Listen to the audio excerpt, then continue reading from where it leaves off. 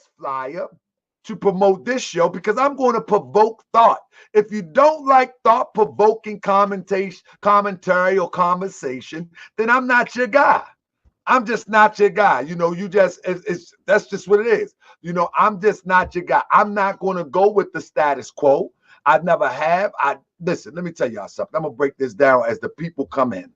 I've never went with the status quo. I never have, and I don't intend to. You know, I provoke thought, and I'm going to make sure that people will be able to So the point of that is that I'm going to provoke thought. That's just what I'm going to do. He gives us this concept, right? That many people don't want to really wrap their mind around. You know what I'm saying? Many people don't want to wrap their mind around like the concept that the prophet in Gradual is talking about Jesus. And he said, for all those love Jesus. And then he used the concept of Allah. But then he goes a step further and say, Father Allah, which in Eastern Islamic thought, that would be considered shirk. That would be considered making partners with Allah. But the prophet is so bold that he goes on and he said, the great God Allah, Father God Allah, Father Allah.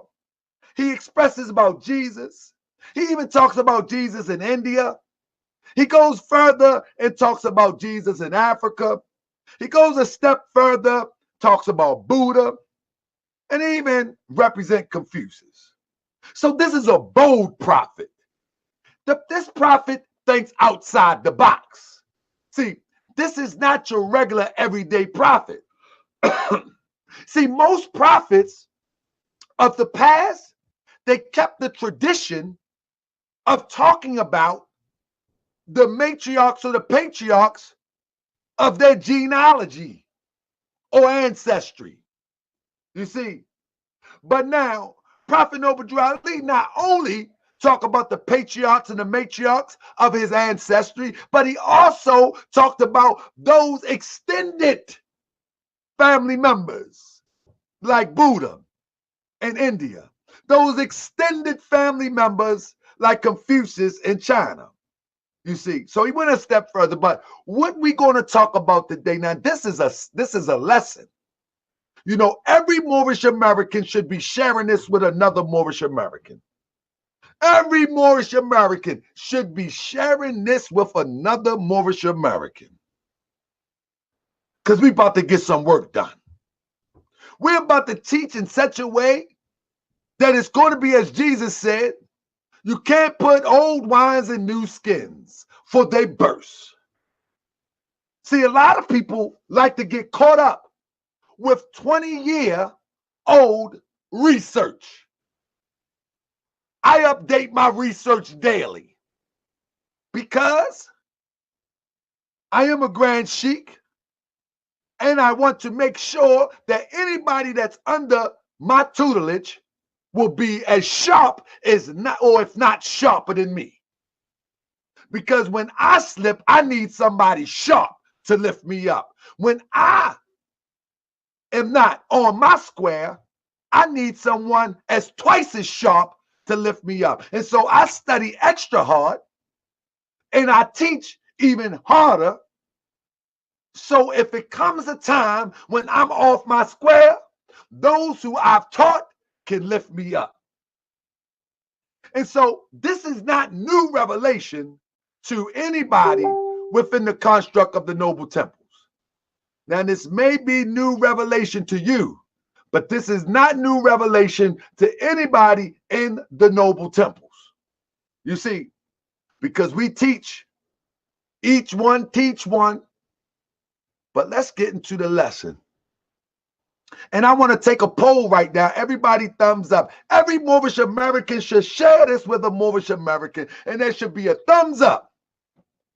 You know, there should be a thumbs up. And also, I'm going to sit in here that if anybody wants to make a contribution for the research that I've done, for the work of serving is worthy of their hire,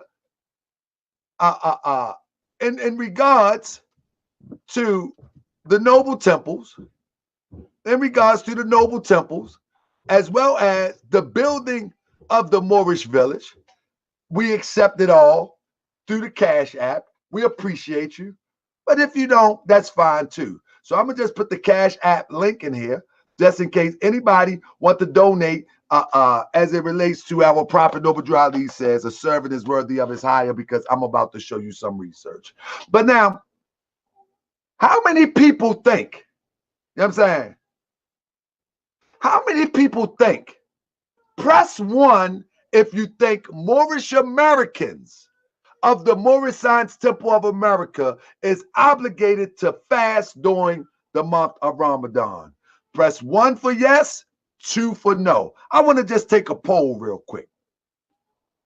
How many people think that Moorish Americans, Moorish American Muslims, under the leadership of the Moorish Science Temple of America, Prophet Noble Drew Ali, 1 if you think they're obligated, 2 if you think they're not.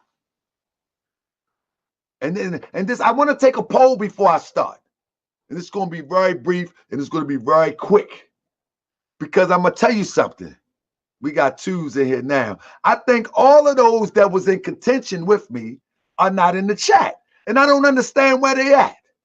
I don't understand where they at, because I want them to come in, because they was in contention. They were in contention, brothers and sisters, and y'all should be a part of the noble temples.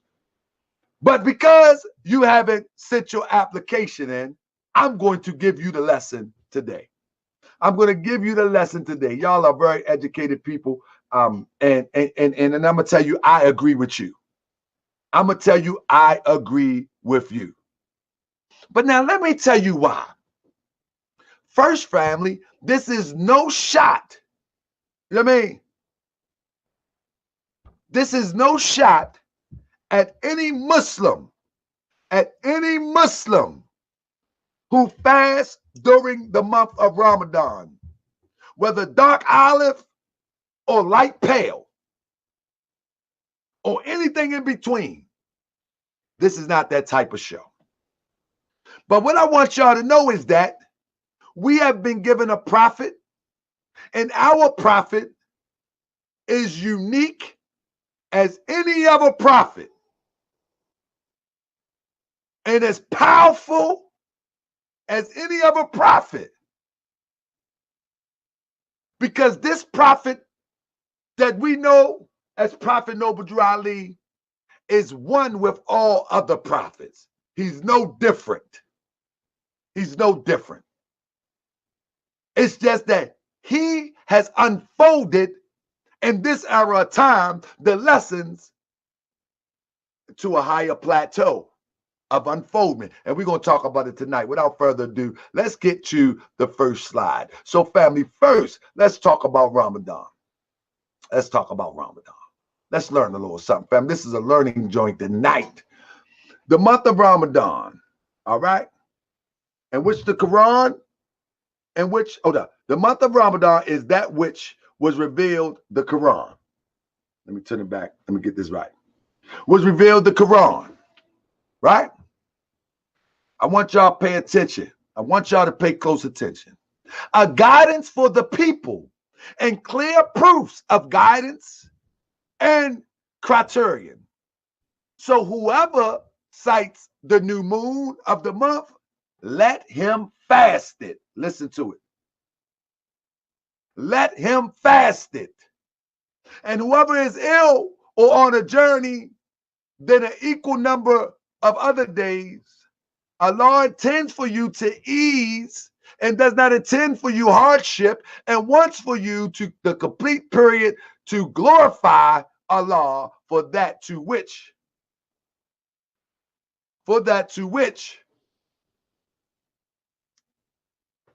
my bad, I lost my place because I'm looking somewhere else.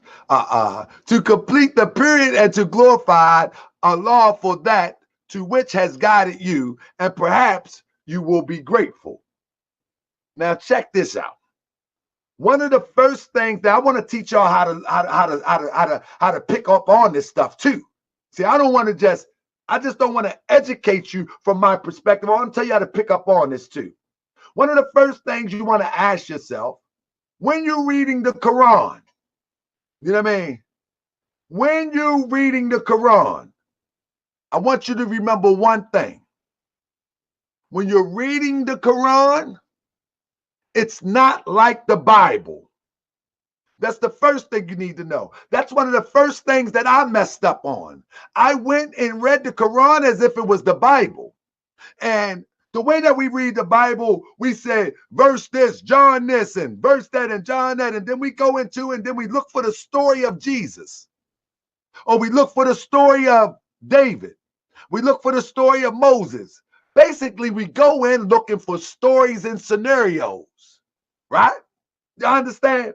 We go into the Bible and we look for the story of the Garden of Eden. We look for the story of Joseph. We look for the story of Moses. We look for stories, right?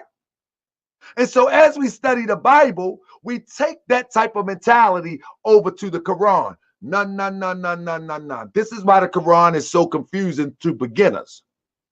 The first thing that you must understand about the Quran is that it was revealed in a course of 23 years. Many might say, huh? It was revealed in a length of 23 years. And this is the reason why. And this is the point. You know what I mean? And this is the point that's going to make the difference of understanding the Quran and letting somebody mislead you with hadith. This is the point. Over the length of that 23 years, the Quran was revealed in response to Muhammad's companions and the conditions that Muhammad was faced with. Every ayah in the Quran speaks to something that was happening during that time while Muhammad was on the ground. The trick to this is to understand the Quran, you must understand it from the perspective that although it was speaking to situations or complications that people were facing right then and there, it also has a universal overtone to it. Yet, before you can go into the universality of the ayat in the Quran, you first got to examine the historical content and why it was revealed. And so when we look at the Holy Quran of Mecca or Muhammad, when you look at when the Quran mentions Ramadan, you have to ask yourself, what is the history behind that ayat? What is the history behind the verse? Because if we don't know the history behind the verse, what'll happen is somebody will throw you a hadith and bam, you could take the verse out of context. One thing about the Moorish Science Temple of America, it taught me context, right? It taught me context. So if you don't know the history behind the verse, why it was revealed, somebody can easily misguide you. And that's the difference. And so what is the context of Surah 2, 183, 85 or 185? Let's read it real quick. Let me get to it and read it. I think it's right here. There you go, right here. So this is the only surah, if I'm not mistaken. I could be wrong. I'm not a scholar. I just know what I know. So here it is right here. You see, the month of Ramadan in which was revealed the Quran, a guidance for mankind, and clear proofs of guidance and the criteria, or of right and wrong. And whosoever of you is present, let him fast the month. And whosoever of you is sick or on a journey, let him fast the same number of days. Allah desires you ease. He desires not hardship for you. And he desires that you should complete the period, that which ye should magnify Allah for having guided you. And that peradventure ye may be thankful. Right? So now, when we look at this ayat, what was happening at this time? Well, in fact, at this time, you will see that Muhammad and the companions were actually traveling, right? The Muhammad and the companions was actually traveling.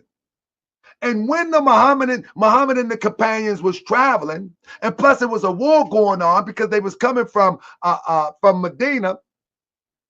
They was traveling back and forth from Medina and Mecca. So I could be a little off, but they were traveling, if I'm not mistaken, from Medina to Mecca or Mecca to Medina.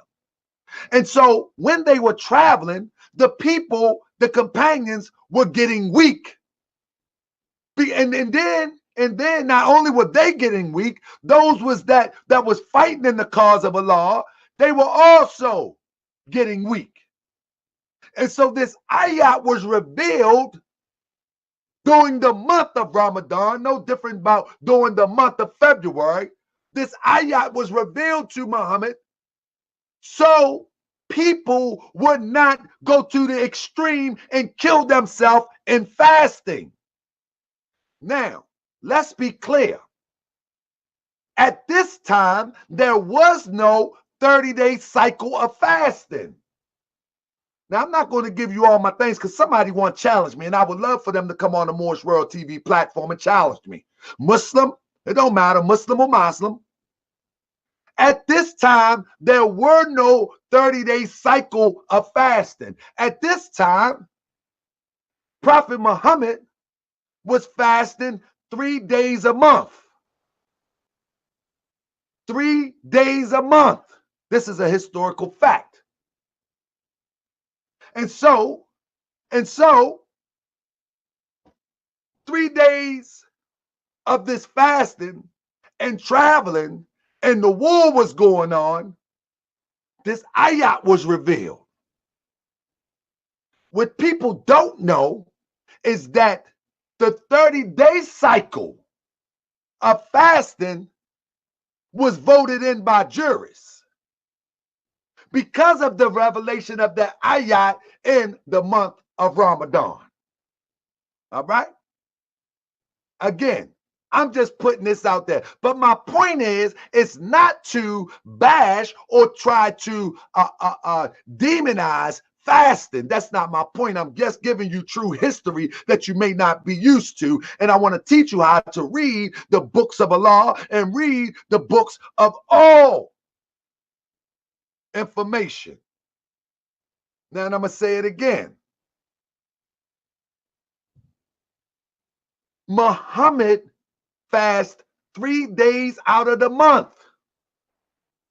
There was no 30-day cycle of fasting until it was voted in by the jurists, the same jurists that determines what hadith is right and what hadith is not at that time. So let's be clear. When somebody try, when somebody try to imply, when somebody try to imply that Moorish Americans are out of order because, that Moorish Americans are out of order because they do not subscribe to fasting during the month of Ramadan. When people try to imply that you are in error, then you come to your brother and you get the research and you show that the 30-day cycle of fasting did not happen during Muhammad's lifetime. So if Muhammad is the best of examples,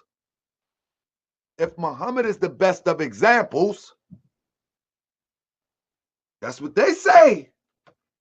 And I actually agree. Where did the 30-day cycle come from? And how did that ayat get interpreted to mean what we see all over the world? Quote from Email. A quote from Email. A quote from Email. It's all right to go with the majority if the majority is right. But if the one is right, the one becomes the majority. The one becomes the majority. You know what I mean? Now, let's go. Let's go to the next slide, because I'm about to get y'all right. First of all, what we have to understand as Moorish Americans, and this is for Moorish Americans exclusive and those who understand universal principle. And understanding the Quran, and understanding Moorish science, and understanding any uplifting or infinite wisdom, the first thing that you must apply is universal principle. The Moorish Science Temple of America teaches universal principle. What exactly is universal principle?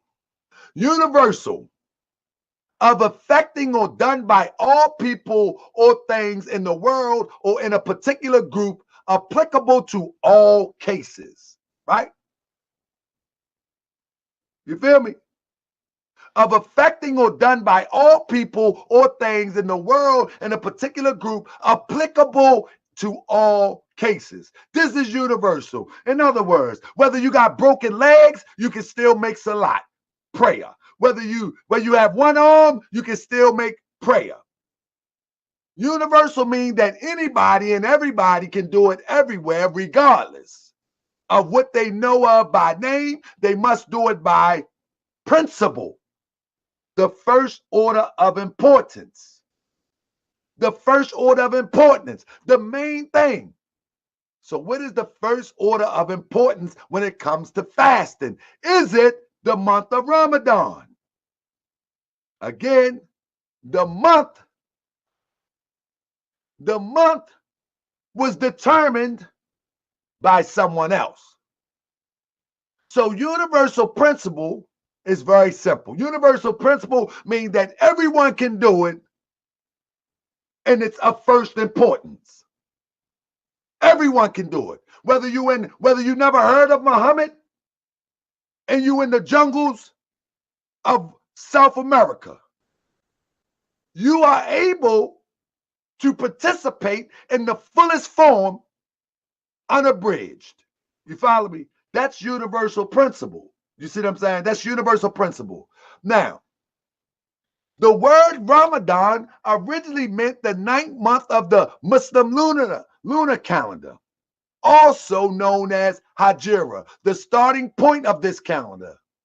That's to say, the founding date of the Muslim era marks the immigration of Hijra of the Prophet Muhammad from Mecca to Medina on September 13, 1962. Ramadan originally meant the 9th month. All right, let's stop. We look at that universal principle again. Universal principle, right?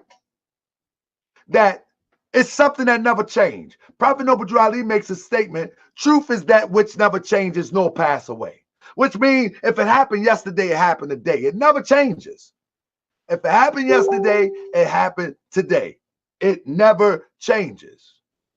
So it says that let me block this out real quick. So it says that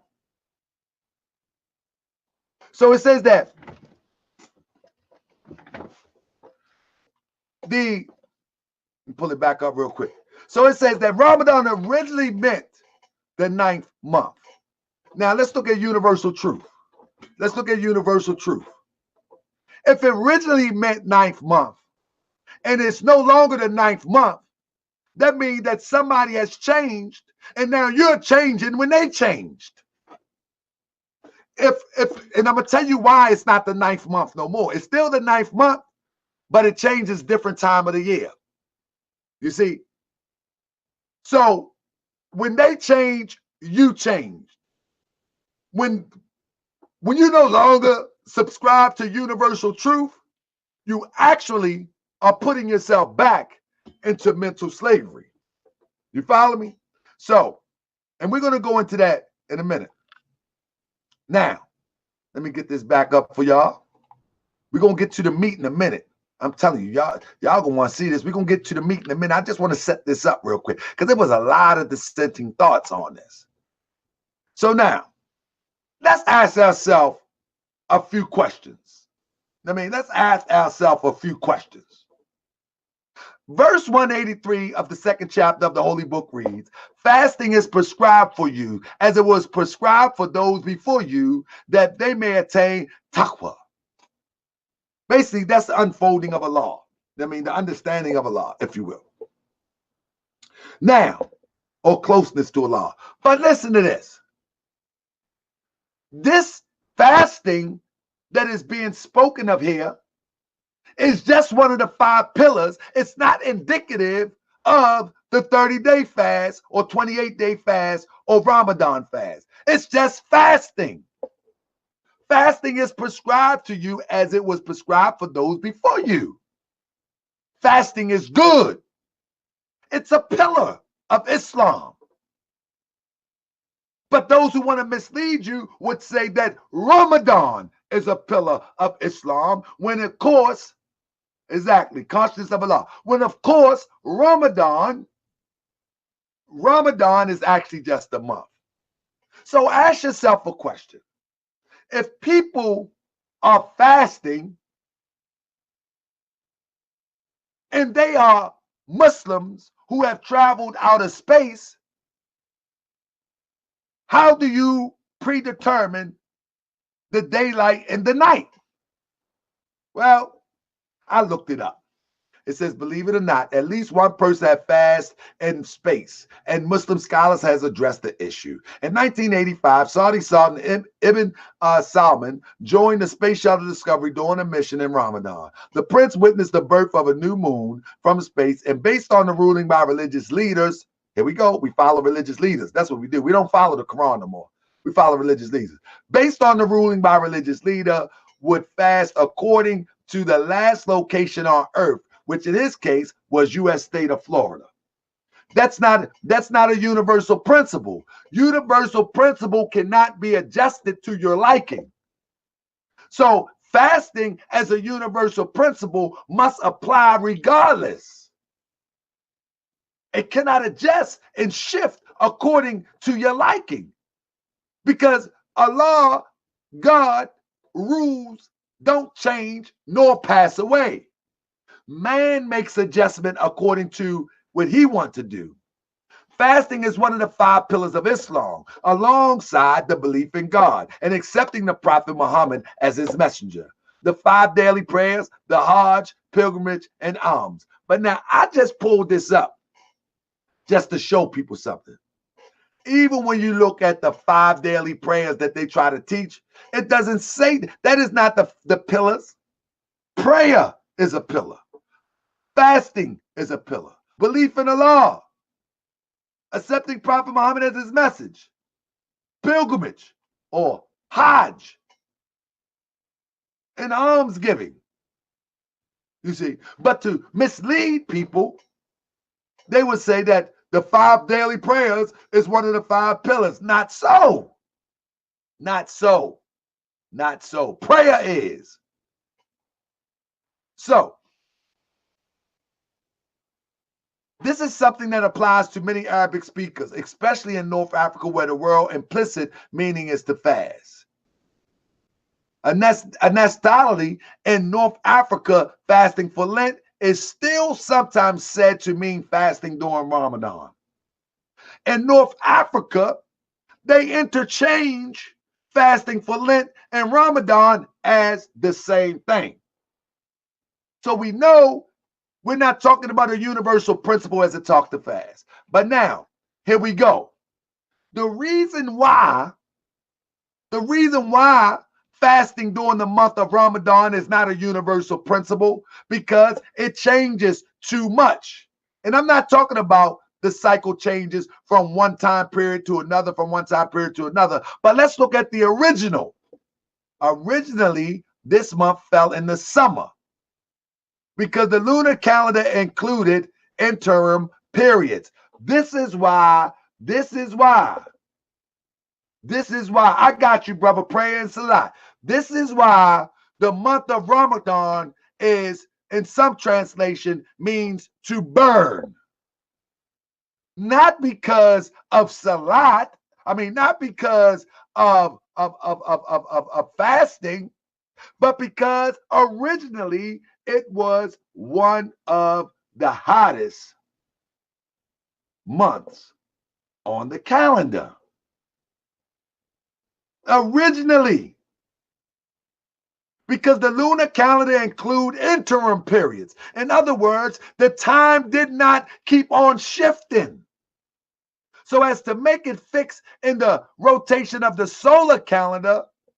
But today, the Hijric calendar follows the lunar cycles and gets earlier every year by 10 days or 11 days. As a result, Ramadan in 1438 is due to begin on the 25th and 26th of May, and this article was 2017. You follow what I'm saying? Now, a universal principle do not change, for truth do not change or pass away. These are the teachings of our holy and illustrious Prophet Noble Drew Ali. Truth must remain stern. Truth must remain stern. The moment that it changes, man has put his hand in it. And I'm telling you that Ramadan is no different.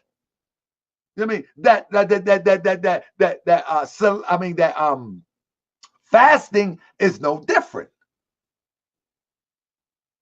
What if you live somewhere where the sun never sets? Here we go again. A universal principle does not exist in a shift. You see? And so, though it was not much of an issue in the early days of Islam, why? Because they all lived in one area. And in recent years, Muslim communities near the Arctic circles have been growing. For these communities, the sun either never set for the summer or set and rises so quickly that the window where you can eat is brief. In such cases, here we go again, adjustments. The most Islamic scholars believe that Muslims should disregard local conditions after they made up the rules. That they should regard local conditions and fast according to the condition of the neighboring country, whether fasts are manageable. Now you hear this? This is why the Moorish Science Temple of America subscribe to universal principles, not the custom and the mere ideas of man. You can fast all you want. I'm not trying to imply anybody to stop fasting. That's not what I'm doing. But as a Moorish American and as one who has the responsibility to teaching the doctrine as taught by Prophet Noble Drew Ali, I must point out these things. And I must show you, and then I must show you a little more as it relates to Ramadan fasting. I'm not implying don't join the Arabs or don't join communities in fasting. So please don't take it that way, because that's not what I'm implying. What I am saying, though, that once something can be changed and manipulated into, and I don't mean manipulated in a bad sense, but once something can be changed and adjusted to suit what you want it to be at your corner of the earth, it's no longer universal. And it's no longer universal mean it's no longer pure and from Allah. Though it can be a window to get to Allah, for fasting is still prescribed and you are obligated to fast.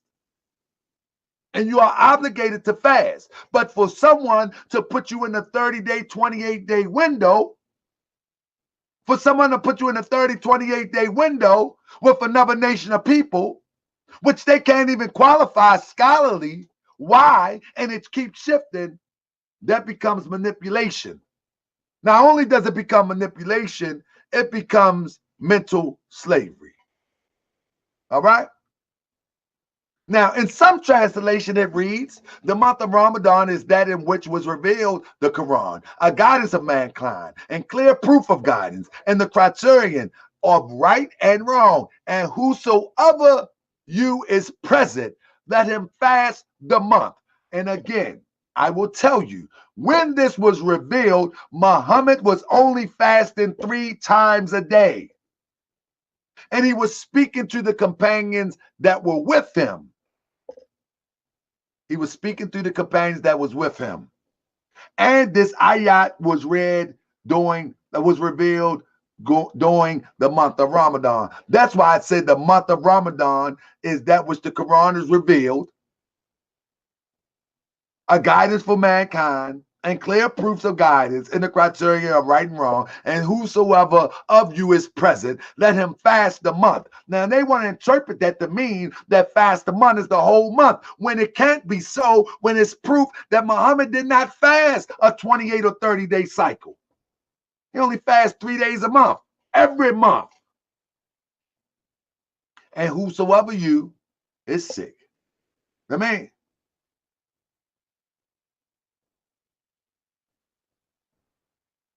mean, let's go to the next one. Okay, now, the ruling to observe fasting during Ramadan was sent down 18 months. Was sent down 18 months after Hijriah, during the month of Shaban in the second year of Hijriah in 624. Now, we're going to let that hang right there. We're going to let that hang right there. You need to ask yourself who passed down this ruling. And we're going to let that hang right there, as my sister Grand Sheik like to point out. Who passed down this ruling? You see? Bro, Sadiq L, I just showed the proof. Matter of fact, I'm going to show more proof. I got more proof coming up, brother. He fasted 3 days during the month of Ramadan. Anyway, I'm not going to get caught up in the back and forth. You know what I mean? So it says, now here we go with another principle that does not fall for universal thought. The Sunni, and Shia. But now watch this, family. Both the Sunni and Shia Muslim fast during Ramadan, but there are some minor differences. For instance, Sunni break their daily fast at sunset, when the sun is no longer visible on the horizon, but there is still light in the sky. Whereas Shia wait until the redness of the setting of the sun has completely vanished and the sky is totally dark. Who do you follow, Sunni or Shia? See, which one do you follow? Which one do you follow? Now, after all that I said, now we got two traditions. Shia also celebrate an additional holiday within the month of Ramadan that Sunnis do not. For 3 days, the 19th, 20th, and 21st day of Ramadan, Shia commemorate the martyrdom of Ali ibn Abi Talib. You see, the cousin and son-in-law of Prophet Muhammad, who was both Reverend 4th Caliph of Sunni Islam and the first legitimate Imam of the Shia of Islam. So the question is asked, who are you following? Are you following the Shiite tradition, or are you following the Sunni tradition, or are you a Moorish American? Who are you following? When do you break your fast? What criteria do you follow? Huh? See, these are the questions that scholars need to be asked. How do we legitimize a universal principle when there's so much missing? You see, there's so much missing. And so most people don't even know what tradition they're following. Sunni or Shiite, pick one. I should have my bomb ready now. Pick one.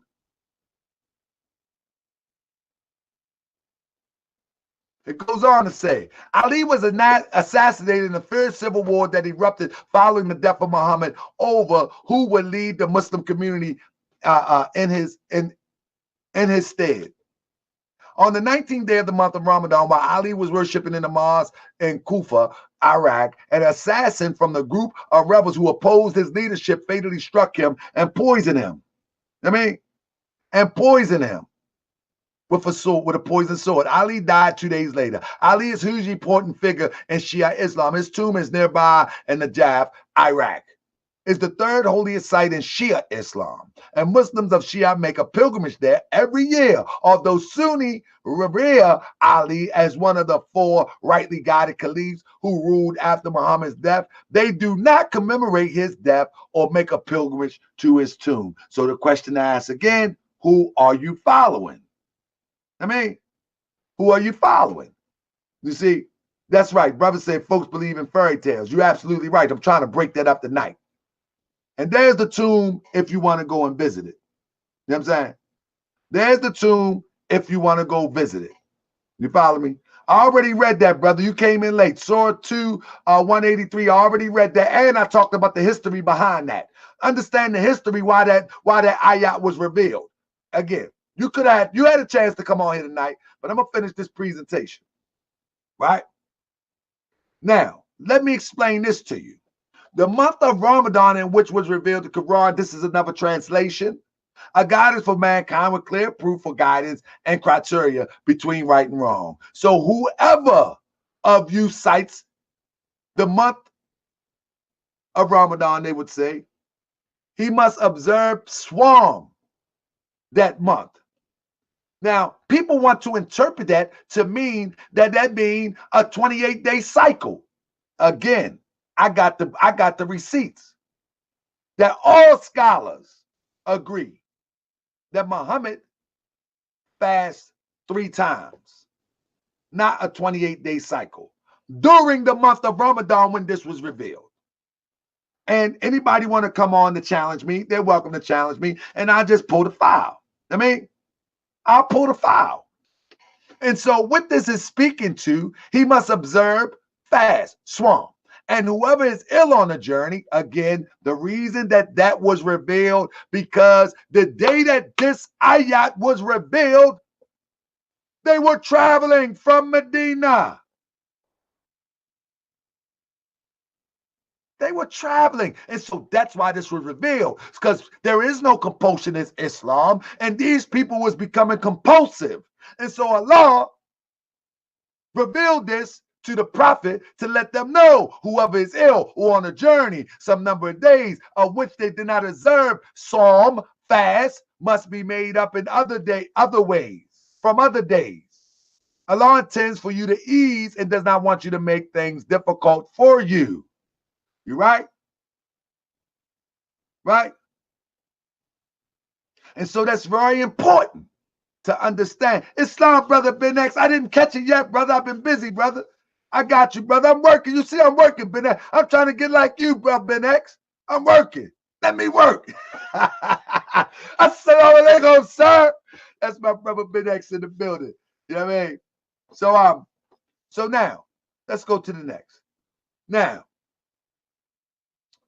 this is what we need to understand, right? This is what we need to understand. The purpose of this is not to knock an Arab. It's not to knock you for wanting to participate in the fast during the month of Ramadan. But do not try to imply that it's obligatory to Moorish Americans, because that's wrong. Yeah, we're going to get some call-ins real quick, but let me get to the meat of this. Whether a person should or should not fast while on a journey is left to the individual discretion. We find that among the companions who accompanied the prophet on the journeys, some fasted where others did not. None objected to the conduct of another. The prophet himself did not always fast when traveling.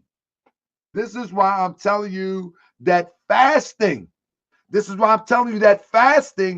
during the month of Ramadan is not a universal principle. Fasting during the month of Ramadan is a Johnny-come-lately custom. On a journey, a person who is so overwhelmed, again, the reason why they always speak to this journey is because Allah was bringing the answer to those who would be compelled to fast and almost kill themselves in the name of serving Allah. Had nothing to do with the month of Ramadan. I mean, Okay, we're going to get in that in a minute. Yes, sir. The prophet said we have the Holy Quran as the real word of Allah. Yeah, if you stay tuned, I'm getting to that part too. I'm going to cover it all tonight.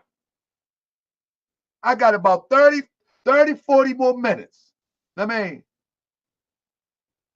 got about 30, 44 minutes, and I'm going to get that tonight, Brother Sadiq L. Just stay tuned.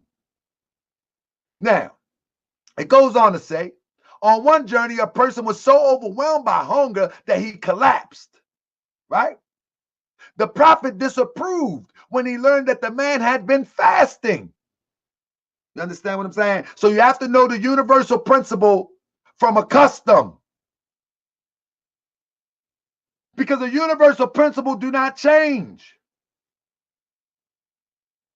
And the universal principle of fasting is to fast, whether with or without a group. Whether with or without a group. During the wars, the prophet used to prevent people from fasting so that they would not lack energy. Y'all hear this?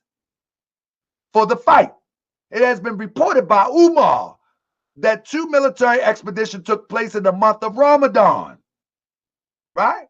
The first was the Battle of Badr, and the second, the conquest of Mecca. On both occasions, the companion abstained from fasting, and according to Ibn Umar, on the occasion of the conquest of Mecca, the prophet proclaimed that people should not fast since it was a day of fighting. I'm trying to teach you the difference between universal principle and custom. Fasting during the month of Ramadan is a custom. And if you've seen the early part of this presentation, you will know that the criteria of fasting between them 28 or 30-day cycle happened after Prophet Muhammad. It goes on to say, in other tradition, the prophet is reported to have said that people should not fast when they have drawn close to an enemy, since abstination from fasting will lead to greater strength, right? And then I got all the things right there. Now listen. I'm not finished yet, all right? I'm not finished yet. Jurists agree that one does not have to fast on the day commencing a journey. One may eat either. You see who pointing out when you can and can't do something? It's not the Quran, the jurists. One may either eat at the point of departure or after the actual journey have been commenced. Y'all see? Either course is sanctioned by the practice of companions. Jurists, however, are not agreed to as whether or not residents of the city under attack may abstain from fast. You see who makes the decision? Though they are not actually traveling. Ibn Taymiyyah favors the permissibility of abstination from fast and supports its view with a very forceful arguments. Now, do you understand who is controlling this train as it goes down the track? It's not the Quran. It's not the Holy Quran of Muhammad. It's the jurists. And people are subscribing to it. Now, one of the last points that I want to make to this, and then I'm going to get into the science of the Moorish Science Temple of America. Surah, as the brother said, Sadiq L, Surah 2:183. Believers, fasting is enjoined upon you as it was enjoined upon those before you, that you may become God-fearing. This ayat is not indicative of a 30-day cycle fast. This ayat is indicative of the principle of fasting. Regardless of when you fast, you must fast in order to become close or God-fearing. You follow me? Brother said, what are you reading, my brother? Brother, I'm just reading surahs right now. I'm just reading surahs and commentaries, and all of the commentaries is from the same hadith that they use. I don't subscribe to hadith, but I'm actually just reading from them in order to make this plain. And like I said, I am not knocking. I am not knocking anybody who subscribe to this, but don't you try to compel a Moorish American Muslim to try to subscribe to something that you don't even know what you're subscribing to. That's all I'm saying. I mean, so it says, like most other injunctions of Islam, those relating to fasting were revealed gradually. Do anybody know what an injunction is? An injunction is things that may have to be adjusted, changed, or looked into, but basically changed. When there is an injunction in something, there cannot be a universal principle, because you can't injunction universal truth. See what I'm saying? You can't put a junction into the universal truth that comes from Allah through our ancient fathers by his prophet. You can't do that. You see, you can't do that because an injunction makes adjustments. But it said, like most other injunctions, those relating to fasting were revealed gradually. Who revealed these injunctions? In the beginning, Prophet Muhammad, in the beginning, I want to blow this up for you right quick. In the beginning, Prophet Muhammad, peace be upon him, had instructed Muslims to fast 3 days in every month. So during the month of Ramadan, I already read that too.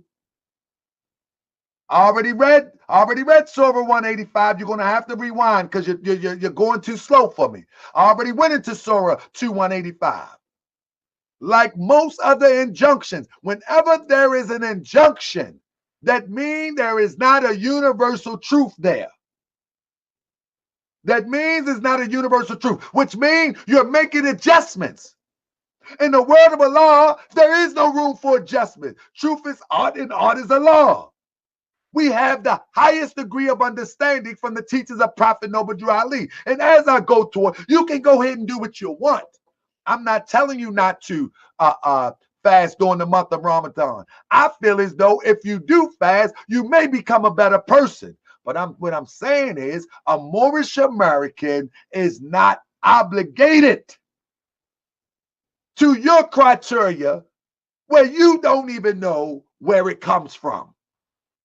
And you think that it's coming from the Quran, when it's fact, it really isn't. It's an interpretation gone crazy. It's an interpretation gone crazy. But anyway, when the injunction, it says, in the beginning, Prophet Muhammad, peace be upon him, had instructed the Muslim to fast 3 days every month. 3 days every month, though it was not obligatory. When the injunction in the present verse was later revealed in 2:8h, a degree of relaxation was introduced. Y'all hear this?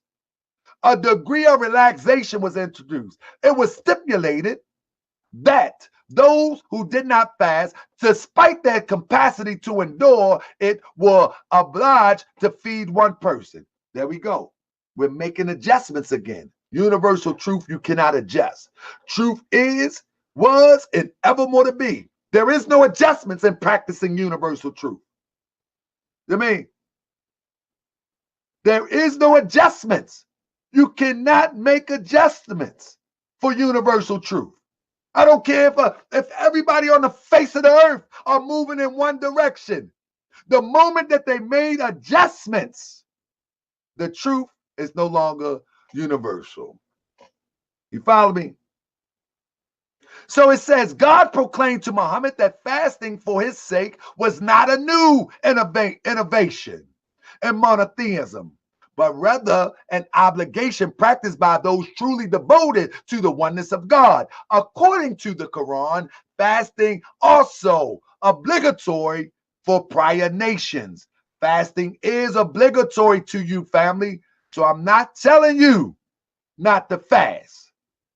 I'm telling you that the institutionalized fasting during the month of Ramadan came after Prophet Muhammad in the way that we see it today.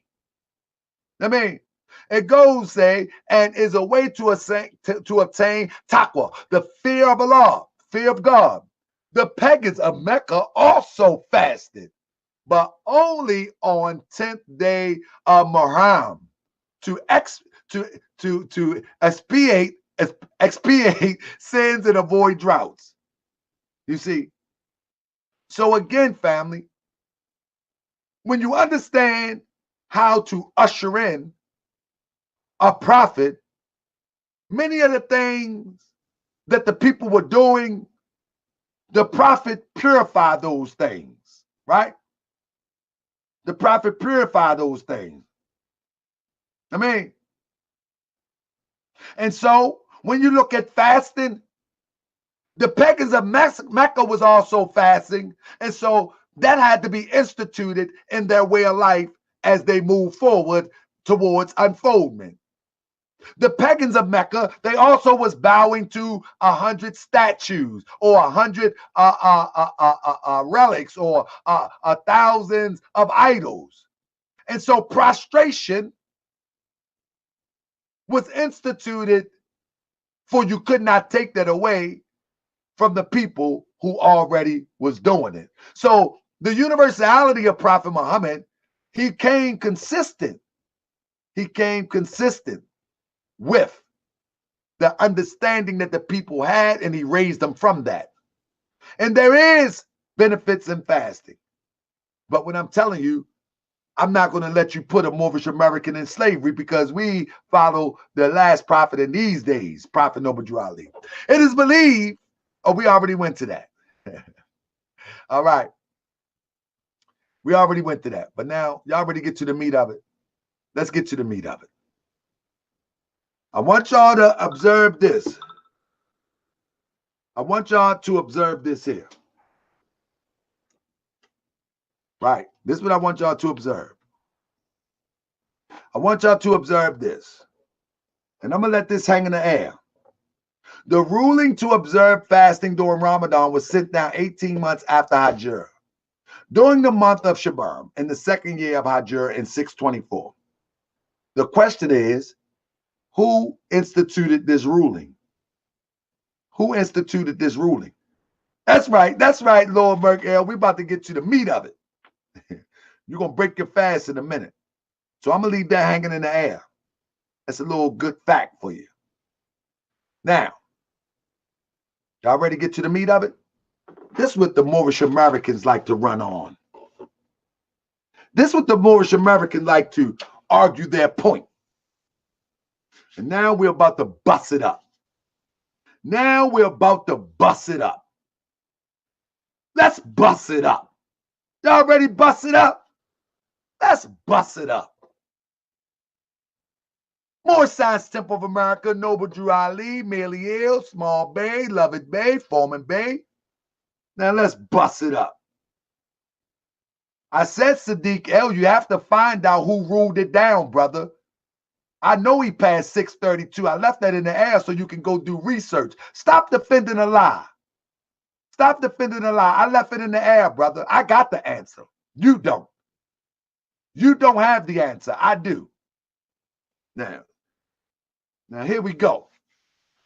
Brother, you can, let me tell Sadiq L real quick. Let me stop for a minute. Let's take a pause for the car. Brother Sadiq L, you are welcome to demonstrate Ramadan all you want. That's not the purpose of this, brother. All right? That's not the purpose of this. And you can teach those under your leadership to do Ramadan or fast during the month of Ramadan all you want. But I'm going to teach what the prophet taught. I mean, I'm going to teach what the prophet taught. All right? Now, brother, you had the ability to come on here. I'm going to teach what the prophet taught. And that's what's up next. I know you're emotional. That's how the truth gets you. The truth is supposed to make you emotional. It's supposed to make you uncomfortable. I mean, it's supposed to make you uncomfortable. I mean, it's supposed to make you uncomfortable.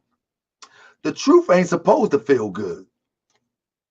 The truth only feels good when you live in the truth. But when you live in a lie, truth don't feel good. I understand. It's okay. I still love you, brother. But now let's get into it. Now let's get into the real meat of what we've been discussing. The Moorish Temple of America, deriving its power and authority from the great Quran of Muhammad. All right? Deriving its authority from the great Quran of Muhammad. Right? This is what people like to use. But do people pay attention? Deriving its authority from the great Quran of Muhammad. To do what? To do what? To propagate the faith and extend the learning of the great prophet of Ali. Do you know what the truth and learning of the great prophet Ali is? Do you know what the truth and the learning of the great prophet Ali is? We get our power and authority from the great Quran of Muhammad to propagate the faith and extend the learning of the truth and the great prophet Ali. Do you know what that truth is? I'm giving it to you now. Huh?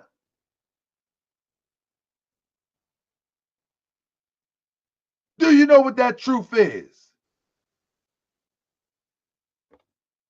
I'm about to give it to you now.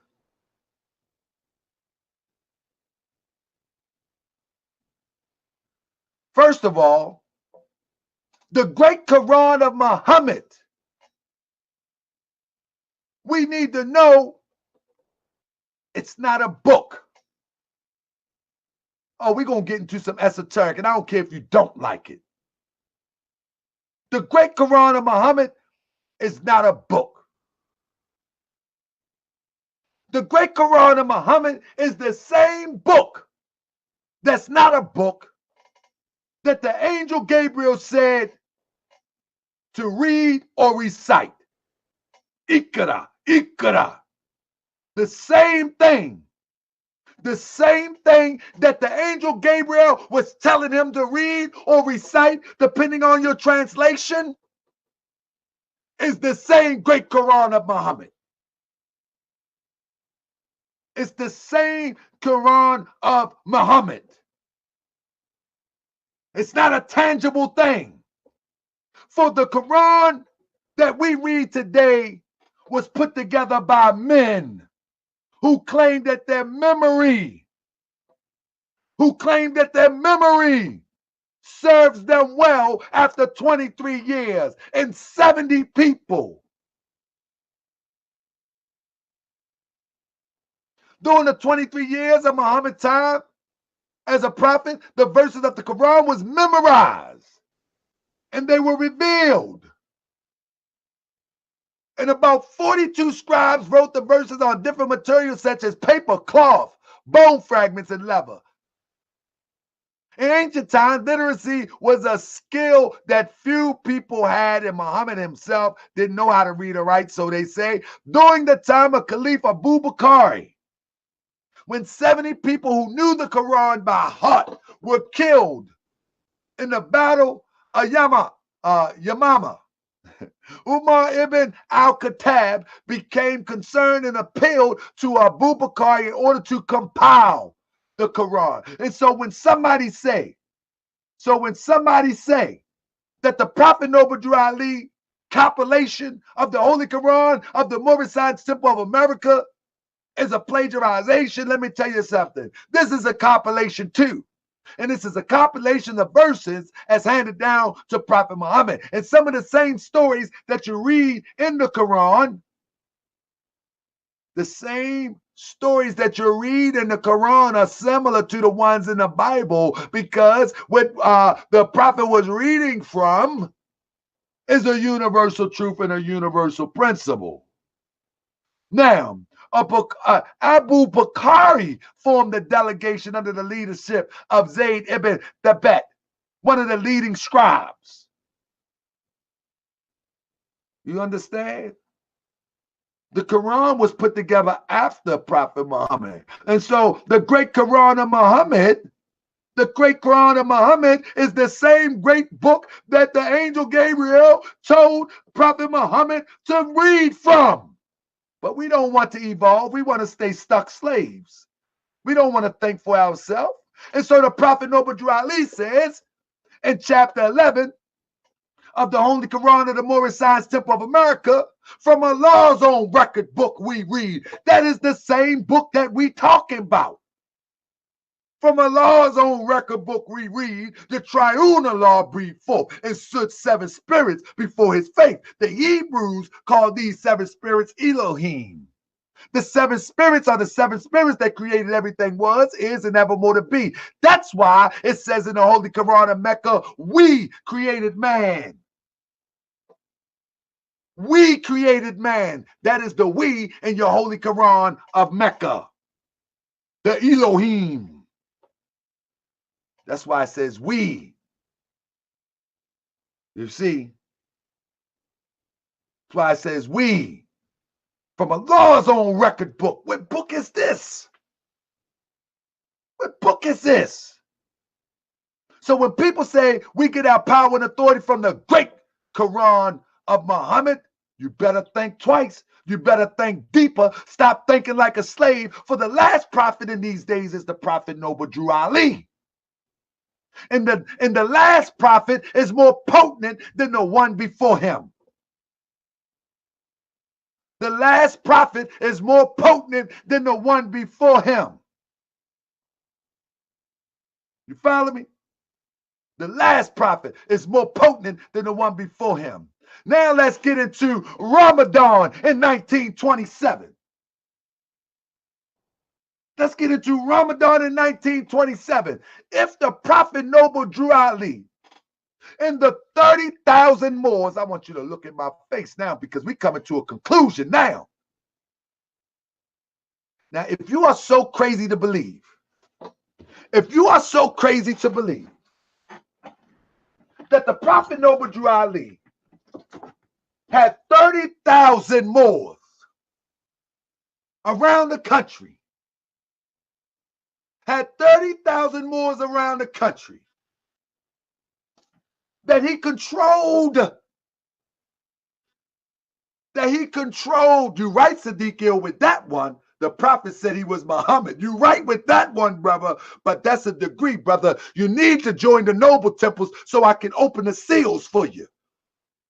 But now the Prophet Noble Drew Ali and 30,000 followers, 30,000 people, right? 30,000 people. Now, come on, we're not crazy. Do we know what 30,000 people look like first and foremost before we get to the crescendo? Out of 30,000 people, not one of them mentioned Ramadan. Not one. We can't find it anywhere. But that's not my argument. But that's not my argument. But 30,000, 3,000 Muslims on the west side of Chicago alone. 3,000 Muslims on the west side of Chicago alone. And now I'm going to tell you. Now we're going to bring the evidence. Not one mentioned Ramadan or fasting. Not one. 30,000. Now listen. We got a highlight here. 26, 27, 28, 29. Right? 26, 27, 28, 29. You follow me? Not one mention. But now let's get to the meat of it. I think I got my point with that. Let's get to the meat of it. All right? Now, in 1927, during the month of Ramadan, March 17th, a temple was established. Where do I get this information from? Let's look at March 17th right down here. It was on a Thursday. You follow me? Matter of fact, in Charleston, West Virginia, a temple was established, right? March the 17th was a Thursday. That was on Ramadan in 1927. A temple was established. You know where I got this from? You know where I got this from? That's from an article of a Moorish guide. The establishment of Temple Number 2 in Charleston, West Virginia. You know what stands out to me? That they reported establishing this temple during the month of Ramadan, but in that same paper, there's nothing said about Ramadan. All right? They talking about establishing a temple during the most glorious occasion for Muslims of the East. They mentioned this in the paper. Oh, we about to turn up. We ain't gonna turn down yet. See, look at the calendar right here. You don't have to believe me. There you go. There you go. March 17th, right there. It was a Thursday, and it was 13 Ramadan, 345. Nothing mentioned in that paper about Ramadan. Man, this is the greatest holiday going on for Muslims in the East, right? We ain't finished. I know y'all want to say something. I know the naysayers want to say something. You see what I'm saying? I know you do. In January the 11th, 1928, Temple Number 6 was established. Right? I ain't finished yet. I'm going to show y'all the papers. I ain't finished yet. 1928, January 11th. This was right before Ramadan in 1928. Here we go again. Here we go again. Nowhere can we find in any paper of the Moorish guide that Moorish Americans talking about Ramadan. Here we go again. Matter of fact, in this year, in 1928, January 16th, 1928, let's look at January 16, 1928. This was right before Ramadan started. The Prophet was on his way to the Pan American Conference. Here we go. The Prophet was on his way to the Pan American Conference. This was right before Ramadan. In the paper, nobody mentions Ramadan, but they mention him going to the Pan American Conference. I ain't done yet. I ain't done yet. I ain't done yet. I ain't done yet. Nothing mentioned. I mean, nothing is mentioned.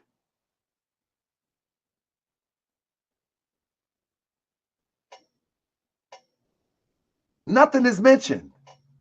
I ain't finished yet.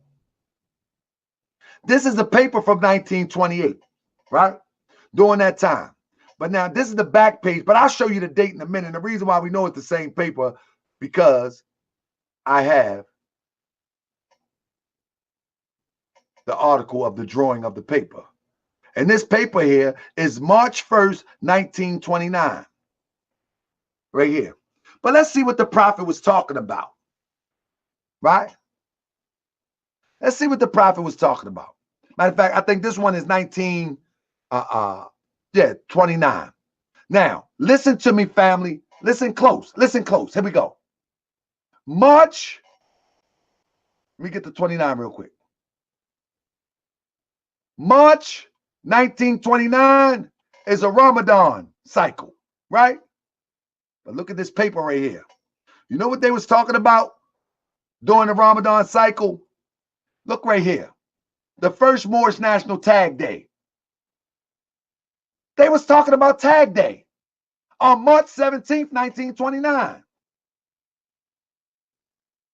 That was in proximity of Ramadan. Again, this paper, nothing. Nothing. Y'all see that? This was in a Ramadan, right after a Ramadan cycle. I mean, Nothing. That's strange. That's not strange to you? Right here. Right here. Here we go again. This is January 15th, 1929 paper. Again, right before Ramadan. It's in the Ramadan cycle. Here you go. January 15, 1929. Here you go. That's right before the Ramadan cycle starts. You follow me? There is no. That's what I say, right before the Ramadan cycle starts. And in this paper, there's no preparation for Ramadan being talked about. None.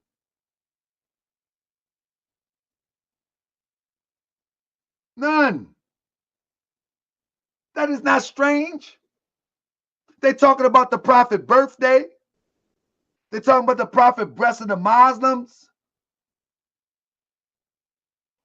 In this paper here, I mean,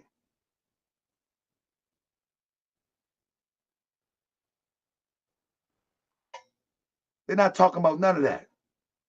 Brother, your dates are off again, brother Sadiq. The dates are off again. Now, this is the one that's really going to get you. On this day here. On this day here, January 14th, 1929, the Prophet was going to the inauguration of this European. This was right before Ramadan started in 1929. They put that in the paper.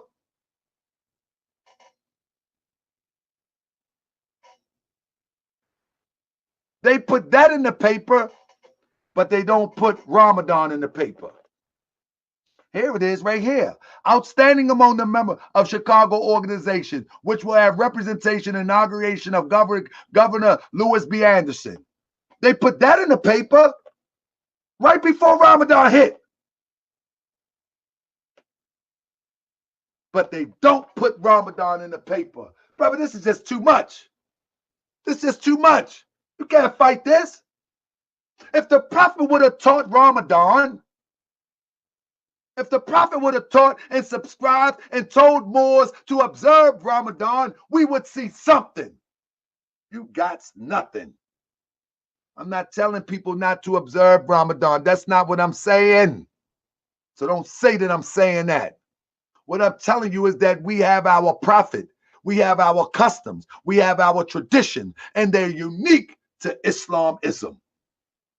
And if you want to observe Ramadan, by all means, observe it. But don't run around telling people that you are obligated just because you say or you practice the Muslim faith. Because that's not true. That's not true. Because that's not how Ramadan was instituted, or fasting during the month was instituted. Ramadan and fasting is a great thing. Fasting the month of Ramadan is an amazing experience. But by all means, by all means, know for sure that this compulsion must stop. I mean, fasting is I'm going to say this to head our warning. Brother, if you've seen the early part of the show, you will see that fasting is a pillar of Islam, though fasting during the month of Ramadan is not predicated upon that pillar. That was made up after. It's a form of control. Fasting is prescribed. Fasting is obligatory. But fasting during the customary practices of a jurist instituting it is not what we do. So here we go again. On February 12, 1929, February 26, 1929, during Ramadan, in this same paper, they are promoting civics. Lewis B. Anderson. Again, there is no. How many papers do I got to show you? I'm showing you before, I'm showing you after, I'm showing you on the day, I'm showing you within the construct of Ramadan, and there is not one mention of Ramadan by people who try to impose this on Moorish Americans.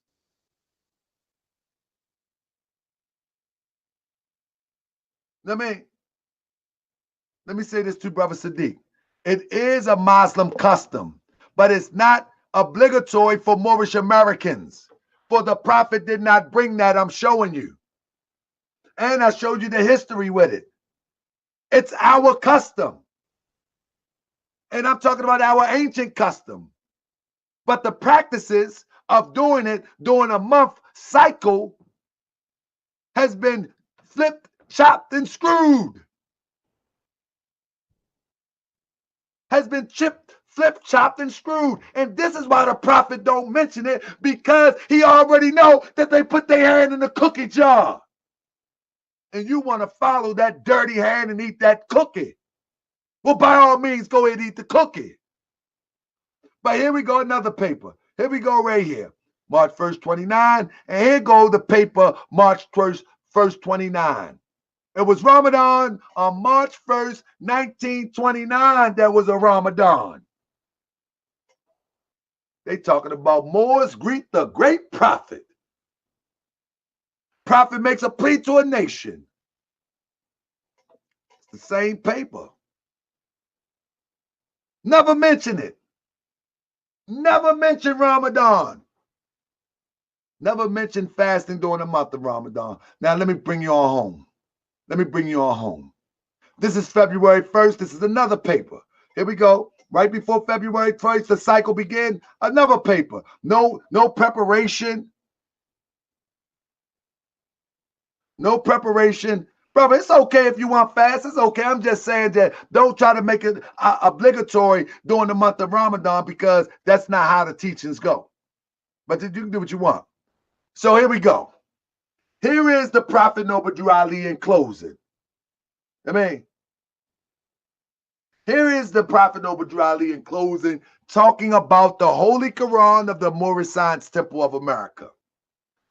The Prophet Noble Ali has spent many hours preparing the latest edition of the Holy Quran, which will be a masterpiece of religious literature.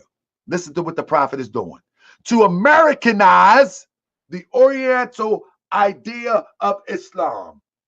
The Prophet told you what he was doing. The Prophet told you what he's doing. To Americanize, brother say, why you guys shout? I get excited. Just turn the volume down a little bit. I get excited. Lily Lou, I apologize. I get excited. Turn the volume down a little bit.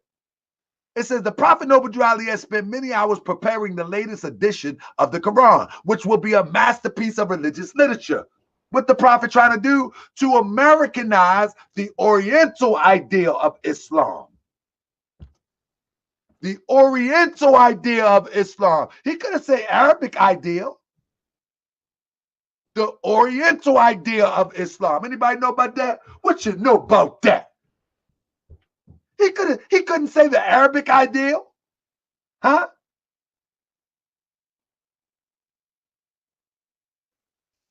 He said to Americanize the Oriental ideal of Islam. It involves many changes that are more or less or negative, more or less negative to the main purpose of the Islamic religion, right?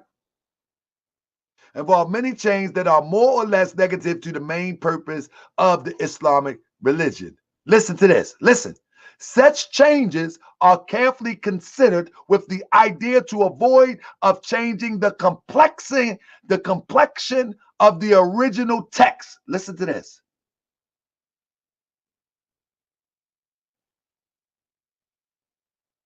Listen to this.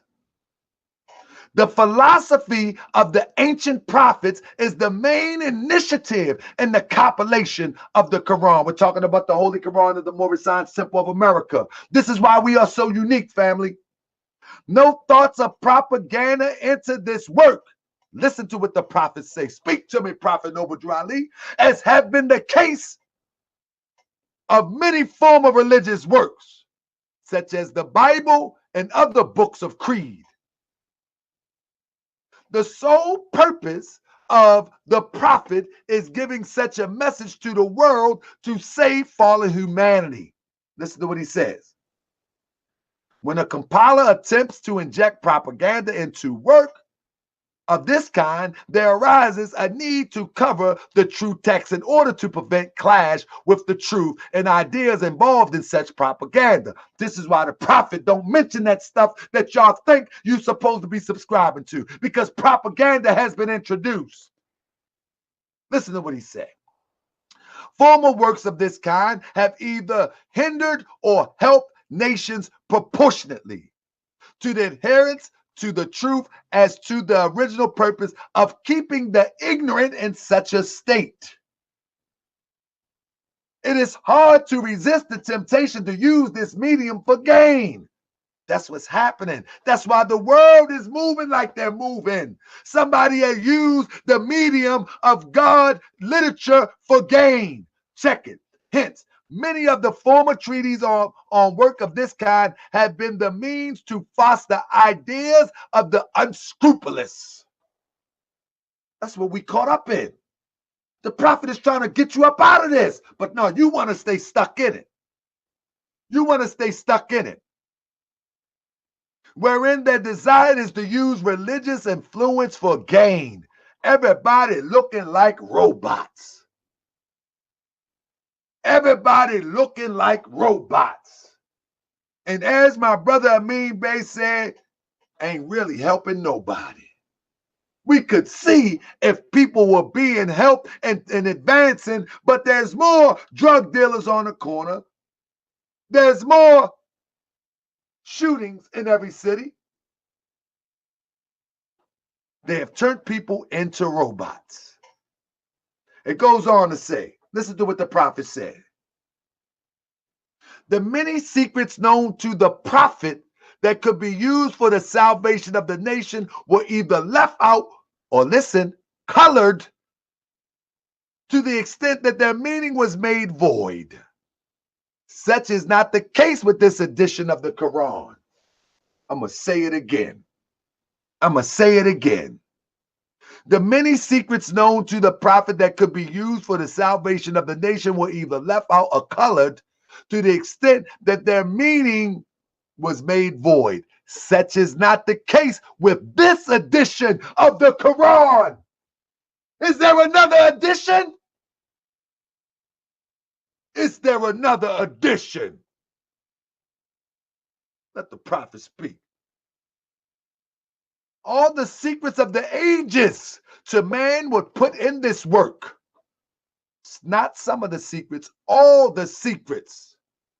These secrets known only to the Magi are here revealed. The reading of the stars, the interpretation of marriage relations, the understanding of the span of life, and other such has been kept from the Occidental world are in this book boldly brought out. The Quran, Americanized as it will be, can be brought in a few weeks. It will be sent to all governors of the Moorish Science Temple of America.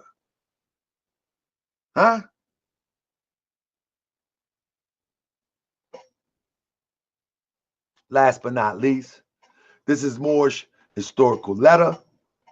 And the prophet said, inspired by the lofty teachings of the Quran, the lofty teachings of the teachings of the Quran, the lofty teachings of the Quran. Y'all need to pay attention to words that the prophet used. He is an English-speaking prophet for a reason. Inspired by the lofty teachings of the Quran, we have it as the revealed word of God. The lofty. Do you know what lofty mean? Do you know what lofty mean? Let's look it up. I want to look it up and read it to you. I don't know what it means. Let's look it up. Let's look what lofty means. L-O-F-T-Y. Lofty. Lofty. Okay. of imposing heights.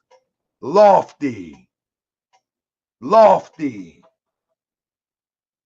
Did y'all hear that? Y'all hear that? Of imposing heights. Why y'all so earthbound? We raise our thoughts to infinite wisdom. As I rise, I give praise to Allah. You got to raise your thoughts to lofty heights. Listen to the words again. You ain't got to catch it, but I'm going to try to give it to you. I'm going to sling it. I'm going to throw it to you one more time because I'm about to wrap up. Inspired by the lofty teachings of the Quran. We're not talking about the basic teachings. We're not talking about the basic teachings of the Quran. We have it as the revealed word of God. We're not talking about the basic teachings. We shall foster its principle of its teachings among our members. I started off with talking about the universal principle. We shall foster its principles, not its customs. You can do some of the customs if that's what you wish to do, but the job of the Moorish Science Temple of America is to foster the principles. The true principle of fast, the true principle of prayer, the true principle of Hajj, the true principle of Muhammad being his prophet, the true principle of the oneness of Allah.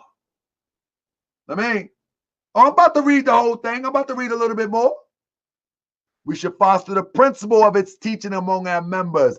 This is our religious privilege as an American citizens under the laws of the greatest documents of all time, American Constitution. And brothers say, he said Mohammedan. Brother, I got it highlighted. Don't I see? The Mohammedan religion is the least appreciated. And for Sadiq El, probably the most misunderstood of the world great religions. This is especially true in our Western world. Probably the most misunderstood of the world's great religions. This is especially true in our Western world. Misunderstood. And this is especially true.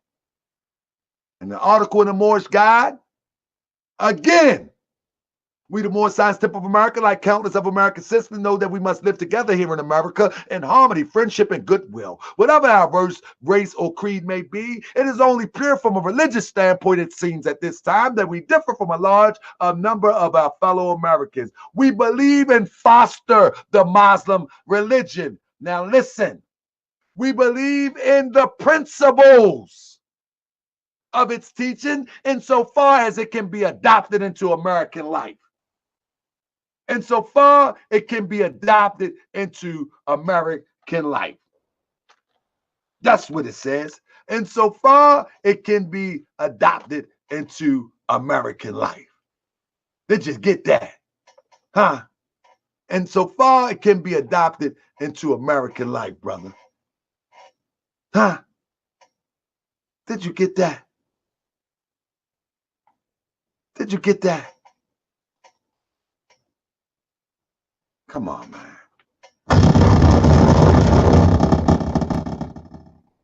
Did you get that?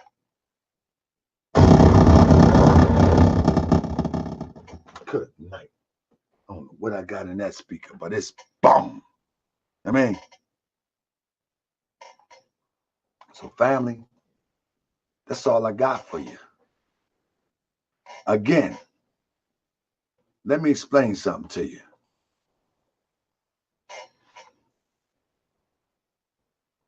I'm not implying not to participate in Ramadan. You follow me? I'm not implying to anybody not to participate in Ramadan. But make it a personal choice. Don't try to make it an organizational choice. Make it a personal choice so you can personalize the experience. So you can personalize the experience. It's not obligatory to Moorish Americans.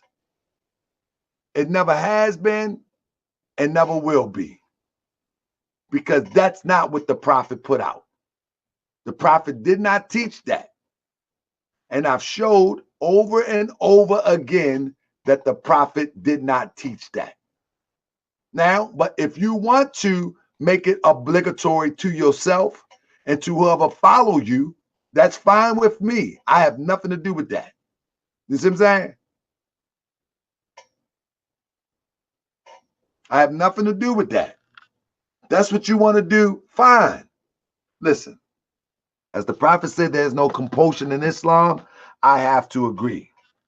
The treasure of these understanding, the understanding of the treasures of Allah. And he pointed to each one with measure seem and good unto himself. So whatever you understand is good for you. It's good for you. Yes, sir. We are Mohammedans, bro, according to the prophet. I agree with you. But we should foster its principles among our members. The prophet don't only say that twice. He says it 3 times in 3 different places. And we get our power and authority from the great Quran of Muhammad to propagate the faith and extend the learning. Feel me? I read this book 7 times, 10 times, probably more than that. It says 7 first, but probably about 10 times, probably more than that. And I explained how to read the Quran in the beginning of this segment. But we have a prophet. Our prophet is the Prophet Noble Drew Ali, and our book is the lofty book that I just expressed to you. If you want to be a Sunni or Shiite Muslim, that's fine with me. I'm a Moorish American Muslim, and I follow the prophet to a destiny that's not uncertain nor unknown. I gave enough proof. I gave enough facts. Now the choice is yours. Do whatever you want to do. Brothers in my temple are fasting. But praise be to Allah, because guess what? I don't teach not to fast during the month of Ramadan. That ain't what I teach. I don't teach that. And anybody who think that is crazy. What I do teach is what the prophet prescribed to Moorish Americans and the Prophet Noble Drew Ali. With that being said, family, I'm up out of here. Hope y'all enjoyed the show, enjoyed the presentation. Also, anybody wish to support, you can always cash app. Hello, do whatever you want to do. Thumbs up, keep it real, make a comment. Anything disrespectful, I will be deleting the comments. You know, it is what it is. Peace and love, family. I appreciate y'all, and I see y'all tomorrow night. As I talk about tomorrow night, we're going to be talking about European invasion of the Moorish Science Temple of America. Salute, Angel in Training, my brother. I'm calling you tomorrow, and we're gonna talk about it, brother. I'm trying to get you right. I'm trying to get you right, Lord Merc. I'm gonna call you tomorrow morning, brother. Peace and love. Peace and love, everybody. Appreciate y'all. Hope y'all learned something tonight. Let's get busy. Time for us to be the guiders of the nation. The keys of civilization was and is in the hands of us. Let's use them keys, open these doors, and wake our people up and usher in the next generation to guide the nation. After that, Islam, help me out. Meet me halfway. Come on. I wanna be your friend. Peace and love. Let me be your friend. Peace and love. I said you ain't never met a more like me, and you ain't never ever gonna meet one again. Now let me be your friend. Peace and love. Our prophet teaches us that the rulers and the rich were using the 10 Commandments to oppress people. And you might say, well, how did you come up with that? Peace and love. You let me be your friend. Peace and love. Hey, yo, I used to be a thug until I met the prophet. Now I'm all about love, truth, peace, and freedom till I return to Allah.